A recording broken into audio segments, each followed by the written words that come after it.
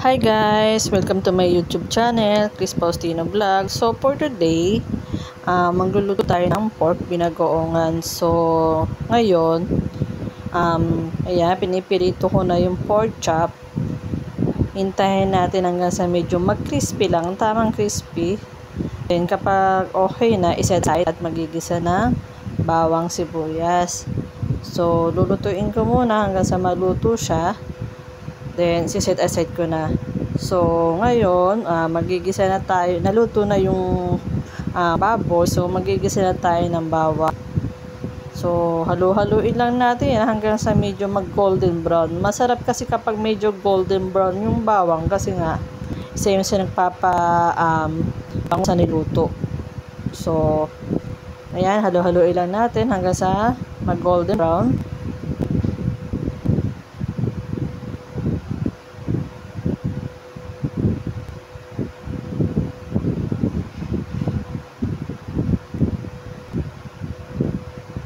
So, ayan, medyo malapit na mag-golden brown. So, kapag medyo okay na yung bawang, ilagay sibuyas. Kapag nagluluto ako ng alamang, gusto ko sibuyas na pula. Kasi isa din niya masarap. Mas masarap kasi sibuyas na pula kaysa sa puti. So, ayan. Gisa-gisa lang hanggang sa medyo maluto yung bawang at luya pa. Ay, hindi pala. Sibuyas. Sorry. So, ayan. Halo-haloin lang. So, naglagay din ako ng kamatis. So, yung kamatis, 3 piraso lang siya na katamtamang lang. Basta hinog.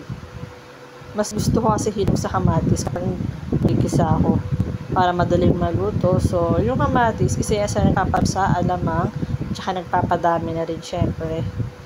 So, hintayin nating maluto ang kamatis. Yan. Tapos, sili. So, naglagay ako ng siling pula at siling green. So, halo-haloyin lang natin at hintayin natin maluto.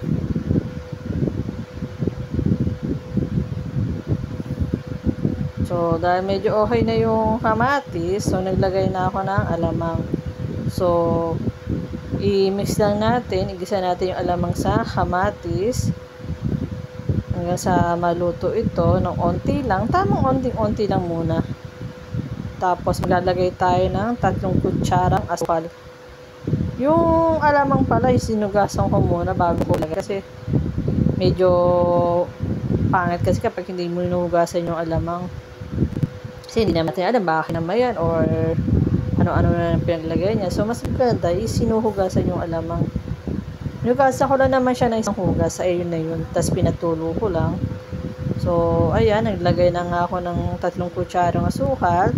Hinalo-halo ko hanggang sa hintayin natin hanggang sa medyo kumulo ng onte at maglagay tayo ng 1 kutsarang suka. 1 kutsara lang kahit papaano is pampawala lang ng lansa sa alamang.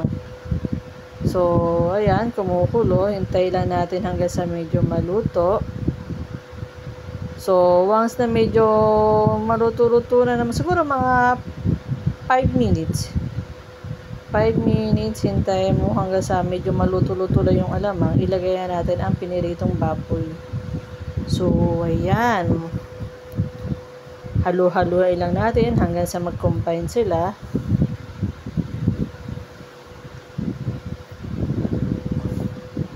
Mas masarap sa partner dito is talong, pritong talong. So, dahil wala kaming talong at nagamit na namin kagabi yung talong. So, ayan lang ulamin namin. Ayan na lang muna at okay din naman kasi maraming baboy.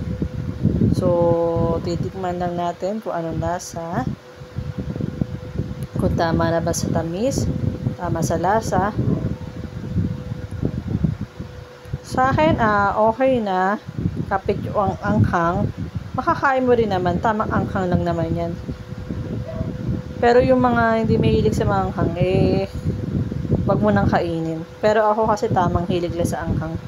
So, ayan. Pakuluin natin hanggang sa medyo matuyo yung pinakasabaw ng alamang. Thank you for watching. Bye. God bless.